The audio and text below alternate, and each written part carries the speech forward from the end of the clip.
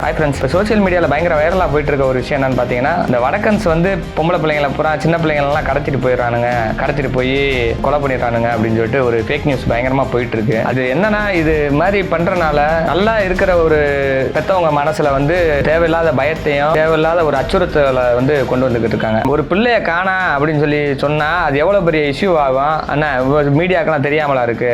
இப்போ இன்னொரு இந்த ஒரு வடக்கன் வந்து திருநங்கை வேஷம் போட்டிருக்கானா இல்லை உண்மையான திருநங்கையான்னு தெரியல. அவன் வந்து பிள்ளைய கடத்திட்டான்னு சொல்லிட்டு அவன் மேல சொல்லி அப்புறம் அது திண்டுக்கல் போலீஸே வந்து இது ஃபேக் நியூஸ் அப்படின்னு சொல்லி அறிவிச்சிருக்காங்க. சம்பந்தமே இல்லாம இப்ப இந்த புதுச்சேரியில் நடந்த விஷயத்துக்கு ஒரு 6 பேர் மேல பழிய போட்டு சோசியல் மீடியால இருக்க பூரா இவங்க தான் காரணம் அப்படின்னு சொல்லிட்டு வைரல் ஆக்கி விட்டு பாவத்தை அவங்க யாருன்னே தெரியல. அதுக்கப்புறம் திரும்ப அவங்க கிடையாது அப்படின்னு சொல்லிட்டு கடைசியில பார்த்தா லோக்கல்ல உள்ளவங்க தான், உங்க பெரியவங்க தப்பு பண்ண மாட்டாங்க, சின்ன பசங்க தப்பு பண்ண மாட்டாங்க அப்படின்னு சொல்லிட்டு இன்னைக்கு இருக்கிற காலகட்டத்தில் எல்லாமே போதைக்கு அடிமையாகி நம்ம மாநிலமே வந்து ஒரு ரொம்ப மோசமான சூழ்நிலையில போயிட்டு இருக்கு.